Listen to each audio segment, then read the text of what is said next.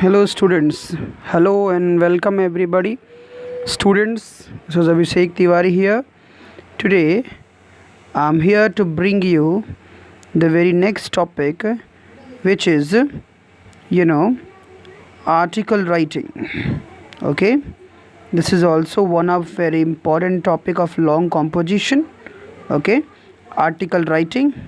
So everything I'm going to give you here, what important things are required for an article writing. Okay, so everyone listen and watch the video carefully. Going to explain you everything, what points to be remembered in writing articles. So let's see everyone, this is class 12th on the point of view. So first of all, while writing, what important points you should keep in mind. The first one is give a title that catches attention of the readers. Okay, पहले हमें एक article writing के दौरान एक title, suitable titles provide करना चाहिए जो कि रीडर्स का अटेंशन कैच कर सके. Begins with a striking opening sentence with which addresses the readers and gets them interested in the topic. उसके बाद begin with the striking opening sentence. एक striking opening sentence के साथ शुरू करना पड़ेगा which addresses the readers, जो readers को address करता हो. ठीक है, and gets them interested in the topic, और उनको इंटरेस्टेड टॉपिक के प्रति इंटरेस्ट बनाए रखता है. तो ये चीज़ें हैं कि begin with striking opening sentences जब आप शुरुआत करेंगे तो बहुत ही स्ट्राइकिंग होने चाहिए, उस चीज़ का ध्यान रखना होता है. ठीक है, then after present a strong argument for your ideas.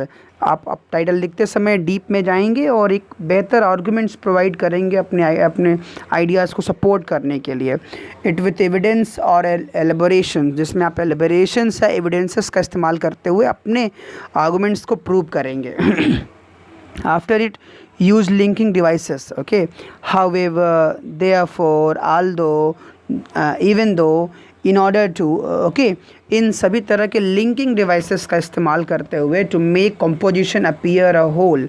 पूरे कंपोजिशन को एज अ होल प्रेजेंट करने के लिए आपको इन लिंकिंग डिवाइसेस का इस्तेमाल करना पड़ेगा. ऑलराइट, इसके बाद introduce a new point at the beginning of each paragraph. Her paragraph के बिगिनिंग में एक नया पॉइंट इंट्रोड्यूस करना चाहिए that follow the strengthen your ideas, जिससे कि आपके आइडियाज़ को मजबूती मिल सके. इसलिए पैराग्राफ की स्टार्टिंग से ही एक बेहतर पैराग्राफ के साथ शुरुआत करनी चाहिए, जिससे कि पढ़ने वाले को आपके आइडियाज़ से मजबूती मिल सके, आप आइडियाज़ को जज करने में सहायता मिले. Develop your ideas as much as you can to make them interesting and substantial.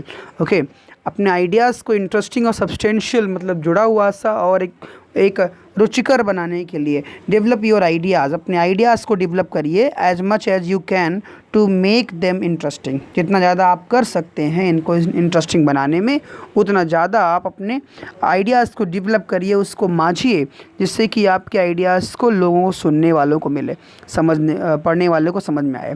Okay, conclude with your strongest point. अपने स्ट्रॉन्गेस्ट पॉइंट्स का इस्तेमाल करते हुए इसको कंक्लूड करिए. पैसिव वॉइस का इस्तेमाल करिए.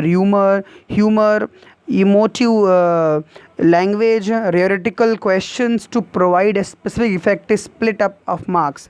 ओके, सॉरी, सो यहाँ तक कि इस तरह से जो है आपके स्पेसिफिक इफ़ेक्ट प्रोवाइड करने के लिए आप उसमें रियोटिक क्वेश्चंस हो गया, rumours, emotive language, emotional language, passive voice, इस सब का इस्तेमाल करिए. ठीक है, अब आप देखिए topic of article writing. Article writing में टॉपिक क्या होता है और कैसे उसको लिखते हैं. सबसे पहले आप ऐसे ही पाएंगे, फॉर्मेट में बताऊंगा, लेकिन आपको टाइटल देना पड़ेगा and then by line of the one who is writing, जो लिख रहा है उसका नाम by Anil, by Vijay, by Mahesh, by whatever, ऐसे आपको लिखना होता है. Introduction of the topic. पहली चीज़ क्या करेंगे आप, इंट्रोडक्शन करेंगे टॉपिक का. कि इंट्रोडक्शन क्या होता है, मीनिंग एंड स्टेटस बताएंगे पहले ही पैराग्राफ में. आगे बढ़ेंगे आप तो causes of the topic, if it is a problem, अगर एक प्रॉब्लम है तो उसके कारण क्या है वो बताएंगे. आगे बढ़ेंगे स्टैटिस्टिक्स ऑफ द टॉपिक. उस टॉपिक से जुड़े हुए जो भी आपको स्टैटिस्टिक्स हैं, जो जानकारियाँ हैं वो लिखिए अगर आप जानते हैं तो. इसके अलावा advantages and disadvantage of the topics जुड़े हुए मेरिट एंड डिमेरिट्स जो हैं उनके बारे में लिखिए। Finally conclusion with message, warning, advice, ये सारी चीज़ें हैं, स्टेप रिक्वायर्ड ना, ये सब लिखिए। फाइनली थैंक यू आप लिख सकते हैं। तो ये सब चीज़ें प्रोवाइड की जाती है। ओके, या आप थैंक यू ना लिखें तो भी कोई दिक्कत नहीं है। अब उसके बाद देखिए हम लोग फॉर्मेट की बात कर लेते हैं। सबसे पहले होता है, जैसे ये एक टॉपिक दिया हुआ है, एक आर्टिकल राइटिंग दी हुई है। सबसे पहले आप टाइटल लिखते हैं। टाइटल लिखने के बाद स्टूडेंट्स, इसको लिखने के बाद आपको यहाँ नीचे बाई करके अपना नेम जो भी क्वेश्चन दिया रहा है वो लिखिए। बाई आस्था अवस्थी, जैसे इसमें लिखा है, बाई प्लस राइटर्स नेम, ठीक है, उसके जस्ट नीचे ही लिखना होता है। फिर आगे बढ़ेंगे हम लोग स्टूडेंट्स, और आगे बढ़ने के क्रम में सबसे पहले क्या करेंगे कि हम बेसिकली इसका देखेंगे कि कैसे आप इसको लिखेंगे। इंट्रोडक्टरी पैराग्राफ, पहला पैराग्राफ क्या होता है, इंट्रोडक्टरी होता है, जहाँ पे आप टॉपिक के बारे में लिखेंगे, ऐसे एक लाइन यहाँ से ड्रॉप कर देंगे, ठीक है। उसके बाद दूसरा जो पैराग्राफ होगा वो होगा मिडिल पैराग्राफ, जहाँ पे आप उसके कॉज एंड रिलेशंस को एक्सप्लेन करेंगे, ठीक है। फिर लास्ट वाले टॉपिक में स्टूडेंट्स आप वहाँ के कंक्लूडिंग पैराग्राफ्स को मेंशन करेंगे, कि जो कंक्लूज़न है पैराग्राफ का वो फाइनली यहाँ पे मेंशन करेंगे, ठीक है। तो ये सारे पॉइंट्स आपको प्रेजेंट करने होते हैं स्टूडेंट्स इसके दौरान। ओके, फाइनली अब हम लोग ये तो हो गया आपका फॉर्मेट, और बाकी चीज़ें कि आपको कैसे लिखना है, टॉपिक कुछ भी हो आपको प्रेजेंट ऐसे ही करना है। Okay, after just presenting all these, now students we will talk about the marks will be awarded, कि इसमें मार्किंग कैसे की जाती है वो भी आप देख लीजिए। स्टूडेंट्स यहाँ पे फॉर्मेट होता है, जैसे आप ये 10 नंबर का पाएंगे तो टॉपिक टाइटल 2 नंबर या 1 नंबर का हो जाएगा, बाकी आपके जो टाइटल्स और राइटर्स नेम, ठीक है, 1-1 नंबर के या हाफ नंबर के, ये दोनों होते हैं, title and writers name. Okay, means by line, ये दोनों करके आप लिखते हैं। उसके बाद स्टूडेंट्स आप क्या करते हैं कि आप उसके बाद उससे कंटेंट लिखते हैं, कि कंटेंट जो है उस पे मार्क्स मिलते हैं। कंटेंट में लॉजिकल ऑर्गेनाइजेशन और रिलेवेंस पे मार्क्स मिलते हैं, कि क्या आपने अपने टॉपिक को लॉजिकली ऑर्गेनाइज किया है, रिलेवेंस कितना है आपका टॉपिक, ये सब मेंशन होना चाहिए। तीसरा इंपॉर्टेंट चीज़ स्टूडेंट्स में होता है एक्सप्रेशन। ओके, एक्सप्रेशन पे भी उतने ही मार्क्स मिलते हैं, कंटेंट और एक्सप्रेशन पे 4 या 5 दोनों में से होते हैं, 4 और इधर 5, ठीक है, फॉर्मेट के अलावा।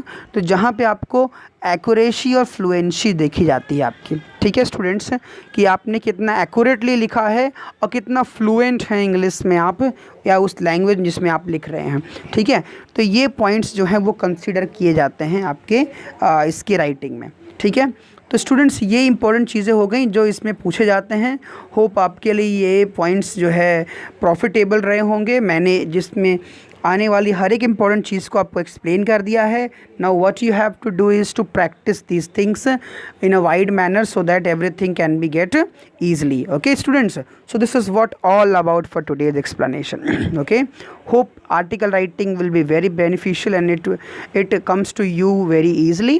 इसी उम्मीद के साथ मैं अपने लेक्चर्स को समाप्त कर रहा हूँ. Then we shall meet in the next lecture very soon. Thank you. Have a good day.